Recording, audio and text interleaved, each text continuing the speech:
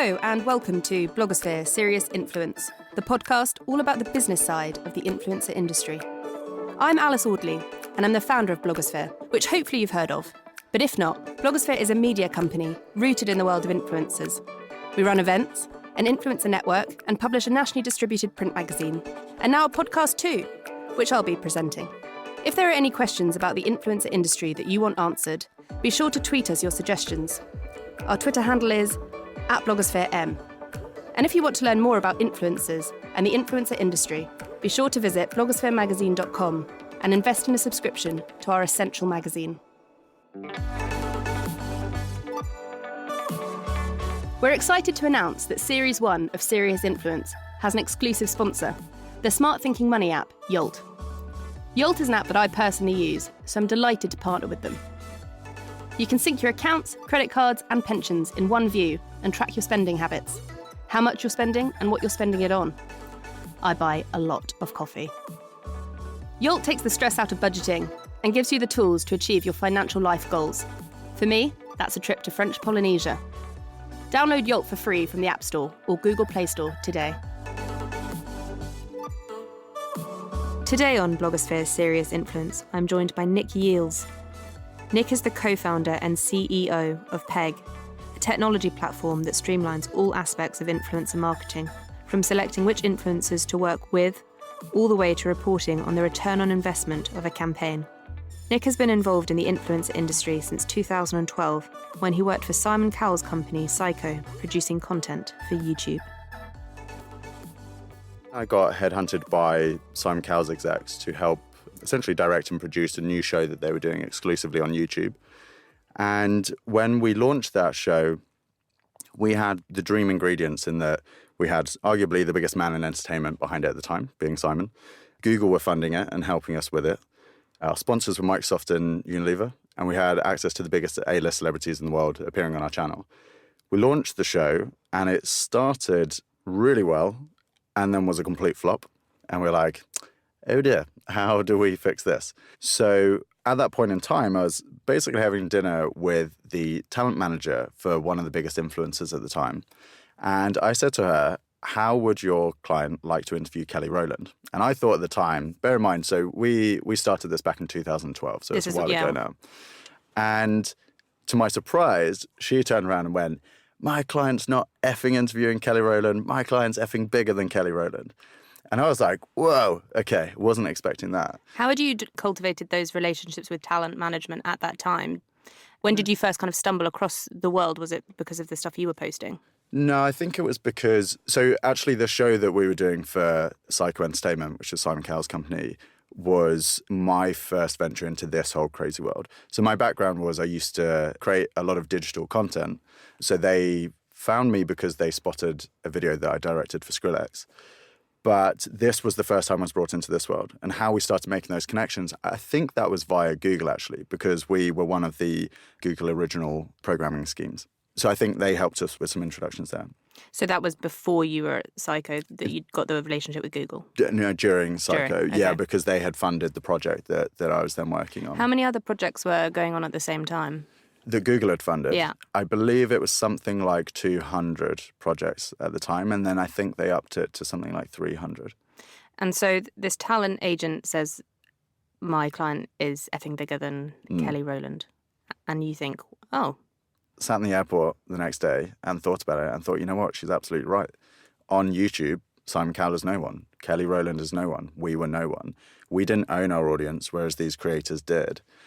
And so we thought, okay, we've got to find a way that we can work with them better. And we had gone about this in a very arrogant way, in that we had come into this industry completely fresh. And we had effectively said, we're Syco Entertainment, we're Sony Music, you should appear on our channel. And actually what we decided to do was say, actually, let's go in at the same level and just approach it in the same way that creators do. We say, let's create 2 videos together, one that sits on our channel, one that sits on your channel, and we'll cross-promote to each other. When we implemented that strategy, it then became the fastest growing YouTube channel in the world overnight. Wow. And it was incredible looking at the stats and seeing that when we'd work with traditional A-list celebrities, we'd see little to no impact on the stats at all.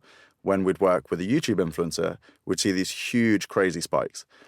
And so putting two and two together with my background from the marketing world, I suddenly realized, okay, these guys are going to have a huge impact on just about every multi-billion-dollar industry that there is out there, whether that's film, TV, music, advertising, modeling, you name it. But the whole process of how you identified them, contacted them, that whole thing, it was just such a nightmare that I thought there had to be some software that would streamline this whole process. And that's when we went on the venture to build Peg. And so which influencers were you working with cross-promoting on the channels? At that time, we were working with basically all of the biggest UK influencers, actually, and a lot of the big American ones. So Zoella, Alfie Days, Tanya Burr, Jim Chapman, Marcus Butler. In America, we were working with the likes of Candy Johnson, Epic Mealtime, et cetera, et cetera. And so you thought there's an opportunity to streamline the selecting process here to build it with software. Mm-hmm. So then what happened? So that project, which was called U-Generation, ran for a year, and it was almost an experiment for Syco in a way to see what was the world of digital like. After that, I had the idea for Peg, but thought if I'm going to build a tech company, I need to know how to code. So I went on a 3-month coding bootcamp to learn how to code. And literally day one after that bootcamp, I started building Peg. And what year are we in now then? When this is 2014. Happening? And how has the influencer industry evolved during your time from starting a business? Oh, there's a lot. So one, when I first started coming into this industry, influencer was still very much this sort of interesting gimmick on the side. And people were interested, but no one wanted to own it. So if you look at, say, for example, the agencies, you had PR agencies, media agencies, creative agencies.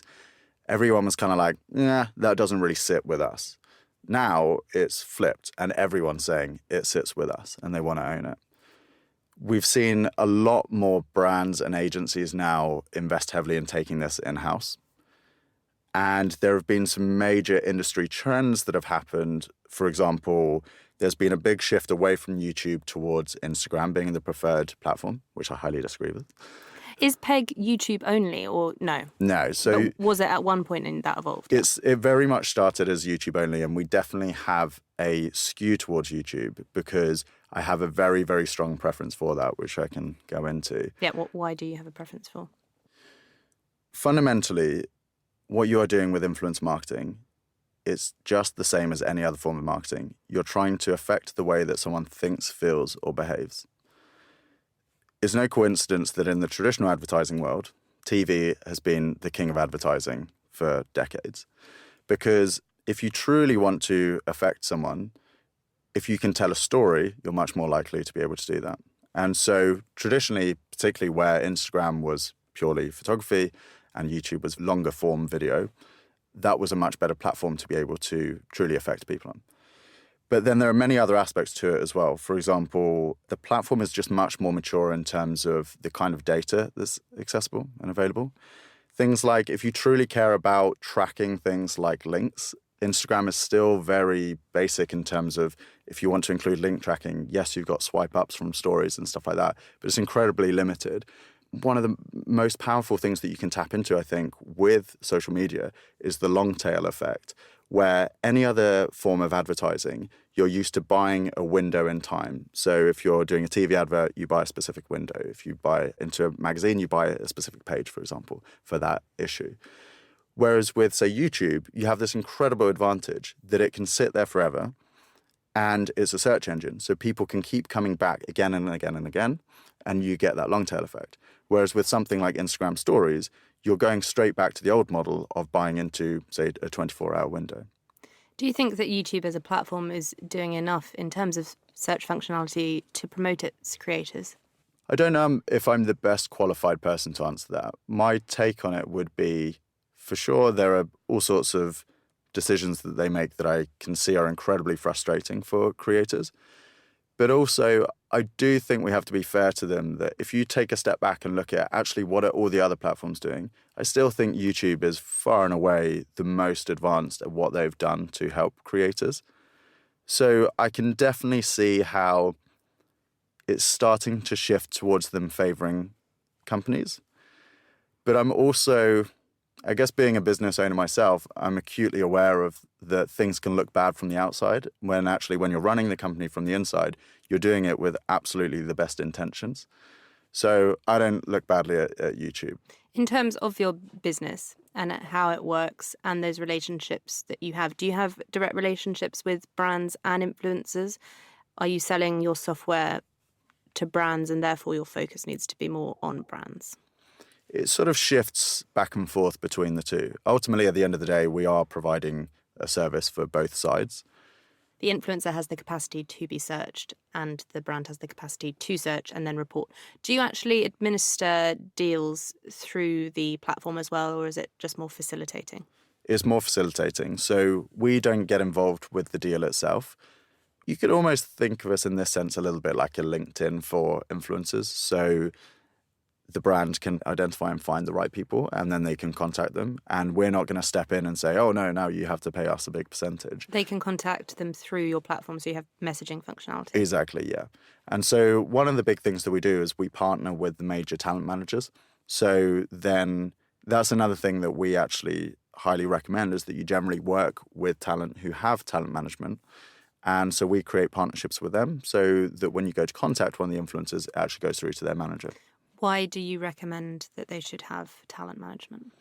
Is that just the kind of caliber of influencer that is on your platform? Is it micro influencer all the way through to macro, or is it the macro levels who are more inclined to have management? Or the mid, quite a few people do have management now. So you can find anyone on Peg. Literally, you can search by any name and they will appear and you can see their profile. And how are they on your platform? So it's a mixture of the technology that we've built, that we have built databases so that you can search for people in the database. We've also built mechanics so if they're not in the database, it will go directly to YouTube and Instagram to find them and create a profile in real time. So with the database, it's people that are actually signing up, and with the technology and mechanics, that is sourcing the APIs of the social platforms and onboarding talent that way, which creates an automatic profile. So how many people do you have on your site? There's actually more stages to it. So yes, there are the influencers who have signed up, but then we also have a database where every single day we're adding new influencers to it and collecting data to profile them. What sort of data do you collect? So there's the obvious basic things of course, engagement, views, stuff like that, the content. But then there's much more advanced things that we do. So for example, we go through all of their content and we look for things like, have they worked with brands before? So we can detect if they've worked with them. And we can see... How can you detect? Basically advanced language analysis. So we can also detect if they're mentioning brands, but they are not specifically working with them. So there's all sorts of terms that you're looking for to try and decipher between the two. But then we can even see things like, are they brand safe? So do they swear frequently or do they use controversial language? Do they appear in the press? If they appear in the press, is the sentiment of that press positive or negative? Probably negative with influencers. Well, what is positive? Most of the time, I'd say it's pretty positive. Really? Yeah. I'm hoping that Joe Sugg will change mainstream press for good.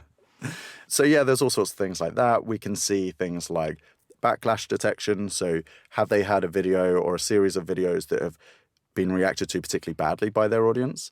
And then that should be a flag to a brand if they're going to work with them. So for example, the Logan Paul scandal, we detected that straight away because we could instantly see this huge drop or spike in the data, a negative spike in the data of a backlash from his audience. So there's all sorts of things like that.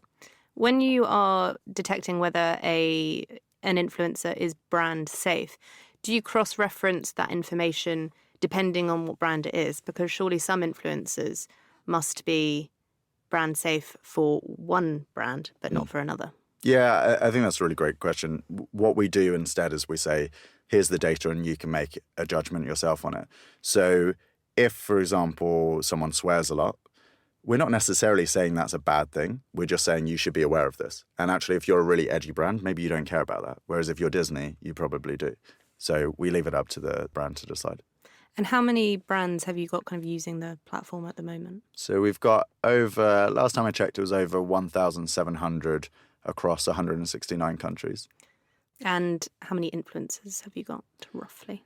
In terms of the ones who have actively signed up? Or... No, well, both. So in terms of the ones that you can search and profile and so on, that is literally infinite, like I mentioned, because you can search whoever. In terms of... Do you have a number for it, though? Because how many influencers really are there in the world? I was looking at a stat earlier, and it was saying that there are 5.7% of Instagram's users have over 10,000 followers, which would be 57 million. Yeah, that's quite a lot. Yeah, that is a lot. Yeah. Do you think that's right? I mean, obviously not all of those will be digital first talent. Yeah. So I think that is a very important point, because what we actually do is a large part of what's going on behind the scenes with PEG from a technology point of view is we're stripping channels out. So we strip out brands, we strip out non-digital first talent. So like your Kim Kardashians of the world. We strip out people who aren't uploading content anymore, all these kind of things. So you're actually left with a much smaller database that's then cleaner and faster to work through. Would you strip out a Love Islander? Personally, yes. It is a different... I talk about this too much on the podcast, so people are just going to be bored of hearing me say this, though. But it is a different... I agree. So I get asked this question a lot. Like, how do you define what is an influencer or social influencer? The way that we define it is they have to be digital first. You actually said exactly the same thing, which is great. So what we find is if people have built their audience off the back of another medium like TV, radio, often their audiences aren't engaged in the same way and they don't feel they know them in the same way. So that's why they have to be digital first for us. Do you have any virtual influencers on your platform? Certainly not that I'm aware of. What are your views on virtual influencers? Well... And maybe we should explain a bit about the movement as well, which is people creating AI influencers, which are then doing brand campaigns. And there has been some backlash, but I can see for other platforms that are treating influencers and stripping out the human element of this human industry, that it would be easier to control. However, on the flip side of that, an AI influencer has been created by a human, and that human is still going to be asking for the money and doing what the budget is. So I don't know. I think people have to ask themselves why they're actually interested in this industry in the first place. So for me, where it all stems from is back to when I was 12 and I was making videos. I desperately wanted to be a film director, and I thought if only someone could give me the budget, I'd prove to them that I could create something amazing. And the industry at that time and in the past had been entirely dominated by white middle-class males. I mean, don't get me wrong, I am a white middle-class male. but my point being, it was this very small, finite group of people who decided our entire industry and what we were allowed to watch and view and listen to and everything. And what I really loved about when I got into the creator space was, wow, finally there is a way that anyone from anywhere, any background, any race, any gender, can create whatever they want. And so the kind of topics I'd always been interested in were never the mainstream topics. I don't like things like football or Love Island or whatever. I love things like skateboarding, snowboarding, economics, computer science. And the TV industry and the traditional media industries had never really catered for them because it wasn't mainstream enough. So I loved the fact that here I could finally get hold of that content. And then that was something that I wanted to really help encourage and say, how can we try and build an industry that enables these guys to create more amazing content? So I'm not necessarily saying virtual influencers are a terrible thing, but for me, I'm like, oh, guys, why are we spending time on this? Like, surely there's more interesting things that we could be doing here. It's related to what I think is almost a bigger problem if we take a step back, which is people creating channels for the purpose of influence. I think that's the wrong way to go about it. I think what's amazing about this industry is that people can create the kind of content that they're interested in. And there are other individuals who can say, I really relate to that person. I love what they're doing. I really respect them and relate to them. And so if they recommend to me, oh, you know what, I actually really believe in this brand because I think they're doing something really interesting, that they'll say, okay, I'm interested, like I'll check that out. I think what's a problem with the industry now is that there are way too many people saying, I want to be an influencer. they're going into it for the very reason to influence, which I think is the wrong way of looking at it. And actually, creating a virtual influencer is like the extreme version of that. Also, by default, a virtual influencer doing a sponsored campaign or talking about a brand doesn't have the power to say something negative. So therefore, their positive review is the only thing they can do. So it's not as impactful. Yeah. The whole being human and not liking things, it's kind of supply and demand, isn't it? Yeah, I agree. In a way. Yeah. We talked a bit about money kind of coming in to the industry and investing in this space. What do you think about the kind of companies that have launched in your tenure of being a business owner? Because we've seen a lot of influencer companies set up in the last 2 years, specifically maybe 18 months. There's a lot of money around, but what's happening to it? As in literally, where is the investment money being spent, or? Yeah, and do you think there's too many companies now launching? Are there too many talent management? Is it too many brand and influencer connectors taking a commission? Some of these margins are pretty huge. I don't believe there's too many talent management companies. I think that's only going to grow, and I think that's actually a good thing because, as I said earlier, I do think it's actually important that people have representation. What do you think that their role is as well? Because I think it used to all be about sorting out the brand deals and doing that, but as you mentioned, lots of people can bring that in-house now. So would you say it is more about strategy and future-proofing? The talent managers themselves. For their talent. For their talent. So they're called talent managers. And so I view them just the same as any manager in a business, which is them saying, okay, this is where you are right now. Where do you want to get to? I'll help you get to that point. And so whether that be helping them create a strategy to get there, whether it be helping them with connections, moving them with all the roadblocks and hurdles, and allow the creators to do what they do best, focus on creating. Don't get caught up in things like contracts, which they don't know about and probably shouldn't really know all that much about, and leave them to do what they do best. Yeah. You seem like you disagree. No, I don't disagree. I think that sometimes there can be a barrier created in terms of feedback on branded work, where even if it's for good purposes to maybe protect the talent, they're not hearing about when things go wrong. And when you don't hear about when things go wrong and people aren't happy, then it can't really mature in quite the same way. But I would say that's more bad management as opposed to the profession being a bad thing to have. Yeah. So what do you think about the connective platforms that are taking commissions? Do you think there'll be some consolidation? And what is also 100%. happening with Facebook and their influencer platform that's coming over? So in terms of the different platforms, 100% there's going to be consolidation. What we're seeing is just the same as any new industry. There's a flood of companies that come in. One of the challenges, but also opportunities in a way with our industry, is that there's a very low barrier to entry. So there are an awful lot of companies cropping up who have no previous background in this whatsoever, but they saw an opportunity and they thought, we'll go for it. Naturally, a lot of them are going to die out, and that is happening now. And you'll have a few that start to emerge, and eventually there will highly likely be a winner takes all. I'm not going to speak badly about a specific platform. Don't get me wrong, there's a lot of good stuff out there. But I would say as a category, the one that I'm most worried about are influencer marketplaces.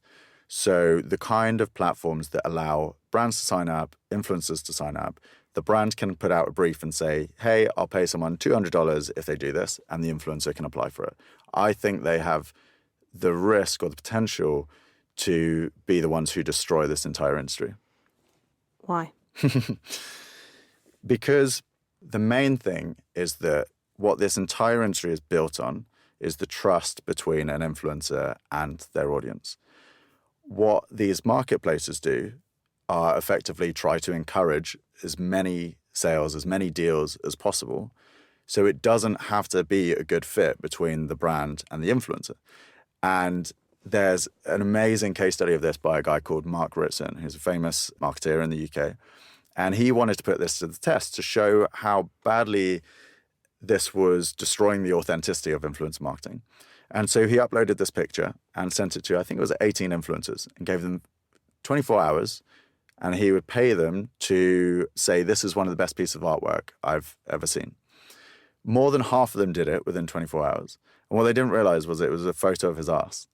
And it was just to prove the point of, look at how these guys have no care whatsoever about their audience and the credibility of the brands that they work with.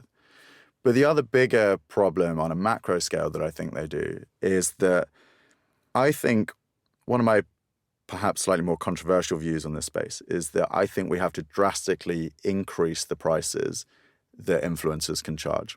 The reason for that is because if you're a CMO and you have a budget of, say, $100 million, based on industry averages at the moment, 36 or 37 million of that would go towards TV advertising. 35 million would go towards digital, 8 million towards newspapers, et cetera, et cetera. And then what happens with the influencer marketplaces is they say you can start your campaign from $100, which seems great on the surface, but what that's doing is actually pushing prices down. Because like any marketplace, imagine you're buying something on eBay. Let's say it's a TV. You got two TVs that are exactly the same. One's cheaper than the other. You're going to go for the cheaper one. So it becomes a race to the bottom and pushes prices down. The same is now happening in the influencer industry because we're basing these prices on things like cost per engagement or CPE. And if you can say, I got these two influencers who give me the same engagement rates, but one is cheaper, I'm going to go for the cheaper one. And so what happens if you think back to that pie chart of the CMO, the influencer piece of the pie is becoming smaller and smaller and smaller. And then it means they're never going to put the best teams on it and the best minds on it and the best resources to make sure that these campaigns are a success.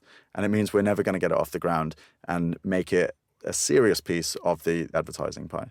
When it's also based on scale, there is no incentive to actually vet the influencers signed up to your platform. Yeah, exactly. If we look at three of the biggest trends that have happened in this industry over the last few years, since I got into it, there's been the shift from YouTube to Instagram. I touched on a little bit what I thought the problems were with that were. There's been the shift towards CPE being the main metric for success. And there's been a shift from macro influencers to micro influencers. All of these trends, I believe, are having a negative impact on the industry. So say, for example, micro influencers. What these platforms allow and encourage is that anyone pretty early on can sign up to one of these platforms and start being paid straight away. This is fueling the whole fraud issue because people can go and buy 10,000 followers and suddenly they're being paid for this work. In terms of what I've been hearing from agencies is that, yes, there was a big push. I believe actually Group M has a section that is all about guaranteed engagements as well, and that's something that they operate within the influencer marketing space. But now what I'm hearing with agencies is that they did move towards the micro-influencer, but now they're thinking about it more strategically. And so that a campaign will have the micro-influencer level for noise and to own a space at a specific time, but for the macro-influencer and mid-tier to be really changing that brand sentiment. What do you think is the main beneficial result and return on investment that influencer marketing can offer? And do you think that brands should be looking at this industry to change brand sentiment or to push sales or an amalgamation? So I think this industry almost exclusively seems to focus on influence marketing as brand awareness. I strongly believe we need to get a lot better at looking at it as a form of performance marketing. So if you look at the sort of traditional customer funnel, customer journey from awareness, consideration, action, most people are focused at the top and they're saying, oh, we worked with these influencers and we got this many eyeballs. Now, if all you care about is eyeballs, influencer marketing is actually an incredibly tedious way of doing that. There's way easier ways of buying media and getting eyeballs that's a lot less complicated. I think where influencers really come into their own is if you try and drive bottom of the funnel metrics. So actually hard business metrics like revenue, ROI, downloads, stuff like that. Which isn't, though, trackable on kind of lots of forms of social media, which is why YouTube would be good in that respect. If you have a digital way of buying your product, so be that an e-commerce store or be it that you have an app to download, then it's all trackable with trackable links. The trick then is more, how do you incentivize people to click that link and to click it with urgency? The actual tracking aspect isn't complicated, and it's what the digital marketing industry has been doing for years. So we have to get a lot better at that side of things. Why are people not doing that? I mean, surely as a brand, if you want to, and they do want to see, actually, it's not just, we're doing a bit of that, that's a beautiful piece of creative. They want to know hard facts. And surely that would be a great way to start tracking. So I think it is happening in certain industries.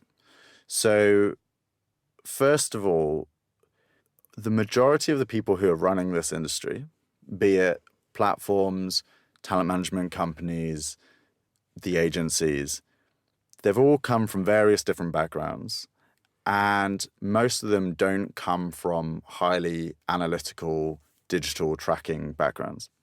And so the reality is, I think they just don't know how to do this. And to be completely frank, before fairly recently, I wasn't familiar with this stuff either. It just wasn't really on my radar. It was only when we started thinking, hold on, we've got to try and solve this problem, that we started really looking into it and saying, hold on, this has been done for years in the digital marketing space. So I think the main thing is people just aren't really aware of it. I think where people are really good at it are in companies that we describe as, we call them DMSs, digitally minded scale-ups. So digitally minded, what I mean by that is they have some kind of digital way of tracking their product. So as I say, like an app or e-commerce store, they tend to be very, very savvy and sophisticated about how they think about tracking and measuring ROI. And the scale-up piece, that these often fairly young companies, so maybe they've raised somewhere between like $1 and $50 million, they are under this pressure from their investors to grow very fast. So once they've found a growth driver that really works for them, they pump so much money into it and they grow incredibly rapidly. Whereas the very big traditional brands and the very big traditional agencies don't have the same pressure to track that stuff, because they have these huge above-the-line advertising budgets that they can see this as a tick box in their campaign and say, yeah, that was a success because this many people saw it. Whereas these scale-ups live and die by, can they measure the ROI?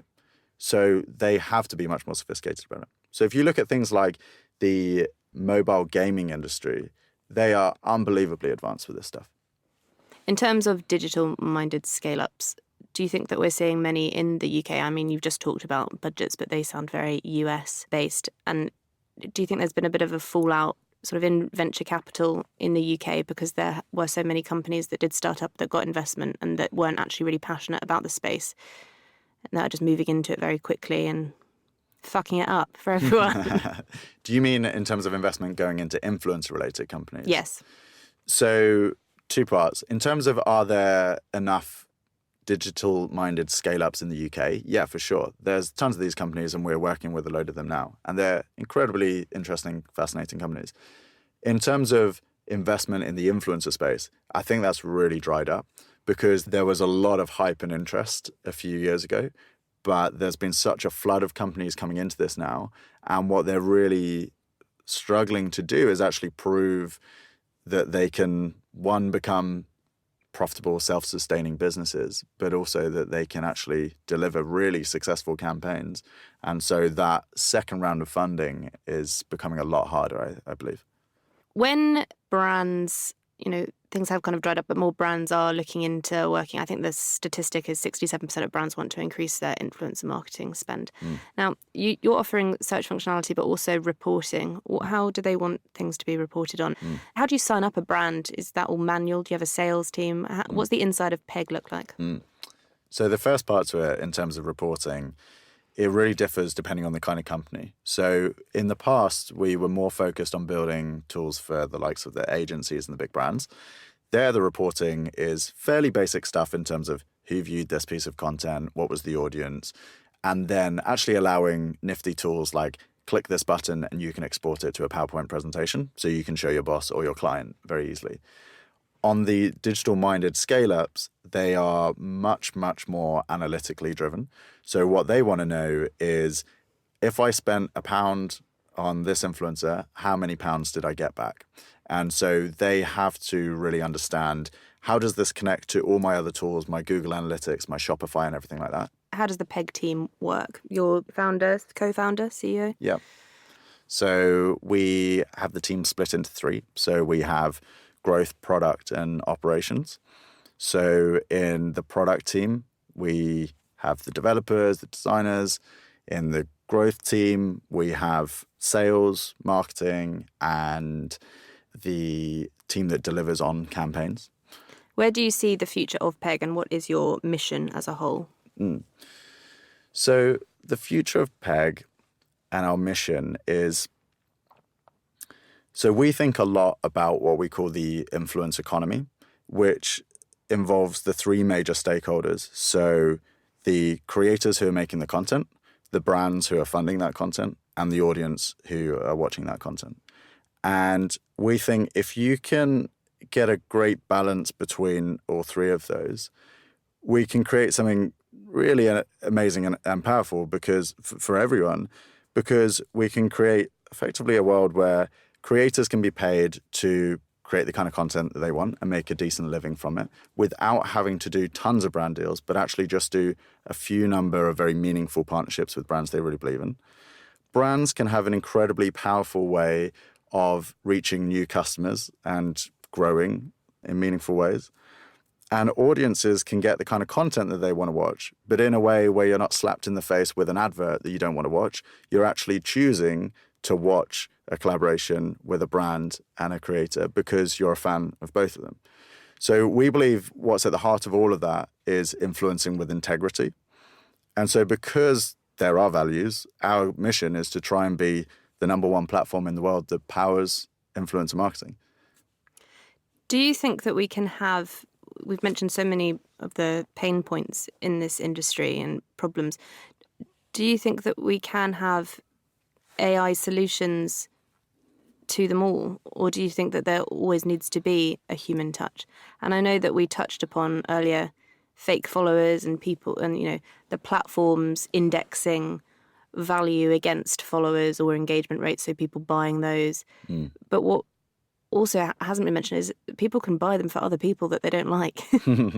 So, you know, it may flag to some AI, oh, this person's fraudulent, but actually they've really carefully curated their whole career, and then somebody that's envious of them just pops 10,000 followers on, and then they're blacklisted. What do you think about that, these AI solutions to all of your problems? I think AI is one of the most bandied around words in quite a dangerous way. I think it's an incredibly powerful tool if used well. And yes, there is a lot of PEG that is powered by AI, but we don't talk about it anywhere. I actually think it's quite a lazy marketeer's way of talking about a company. If you look at companies like Google, for example, take a product like Google Photos, incredible product. It's entirely powered by AI and machine learning, but they don't mention it anywhere. They talk about it sorts your photos better and stuff like that. I think what a lot of companies do in this industry is they say, our platform is powered by IBM Watson. And people buy into that. And then you say, oh, and so what does that mean? How does that help you? And then they don't know. So I think it's very easy to ban that word around without people really knowing what it means. If someone were to say IBM Watson, what does that mean? IBM Watson, as far as I understand, and I don't know a huge amount about it, I believe that they have built a machine learning library that you can basically plug your database into to make it perform operations, for example, process your data in certain ways without you having to build the machine learning models, if that means anything at all.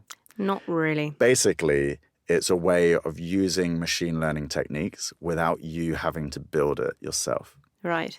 Do you think there's a place for blockchain within the influencer industry as another good old term? So I think blockchain, similar to AI, is an incredibly important technology that is fundamentally going to have a huge impact on not just this industry, but every industry. I think it is too early at the moment. And I think there are so many basics of this industry that we haven't cracked yet.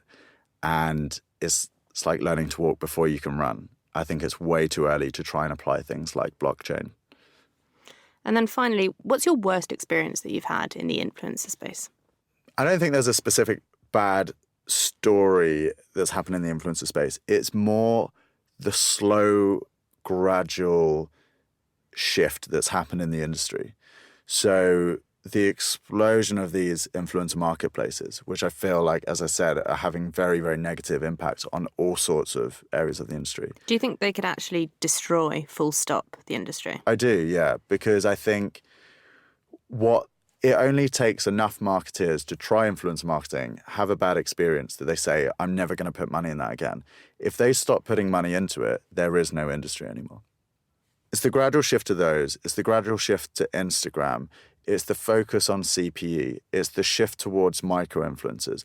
It's this kind of collection of all of these things that I think are bad practices that seem, on the surface, seem very, very rational and make sense. But actually, if you really think deeply about it and look at it from a macro perspective, you realize this is a terrible thing for the industry. And that has made our lives a lot harder because everything that we've built the platform on has been based on what we believe to be the best practices. And that's not always necessarily what the industry wants. Who is in a position to be able to vocalize this before it's too late? How can we implement change? From all the people listening to this podcast. Oh, well, of course. So I don't believe that there is a single strong enough voice in this industry to have that much of an effect. I think it's more about as many influential voices as possible starting to cotton on to this stuff. I think there are a few key players. I think the likes of John and Hank Green are two of my absolute heroes in this industry that I do think have a lot of sway. But I don't think them alone can do it. I think we all have to try and wake up to it. A big thanks to Nic for coming on the show. You've been listening to Blogosphere Serious Influence with me, Alice Audley. Be sure to check out blogospheremagazine.com for influencer industry updates. And why not treat yourself to a magazine subscription whilst you're there?